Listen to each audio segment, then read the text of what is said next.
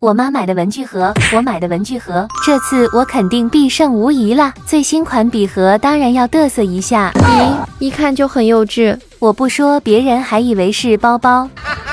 走开吧你，让你看看什么才是真正笔盒。啥？那不是洞洞鞋吗？呵呵，没见识吧？那我们就来比一比喽。肯定我老阿姨获胜。哎呀，话别说得太早呢，笔盒必备的东西我都齐全，怎么摇晃都不会掉。你看我的柔软度跟棉花糖一样，随时随地都能手提。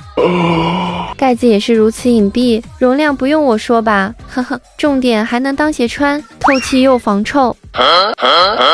我的天啊，穿脚上还敢用啊！我还有尺子、笔、橡皮擦，还有不知道干嘛的卡片。偷偷告诉你哦，下课时间还能和同伴玩游戏，这老师应该也没理由没收吧？摇到多少走多少步，不是吧？就一步，哈哈，黄色要超越了。谁说的？我一下就到15，你能看出谁赢谁输吗？我不只是笔盒，我还是一个艺术品，想插多少就多少，人称洞洞仙人掌，还能当成花瓶，男女老少都喜欢的。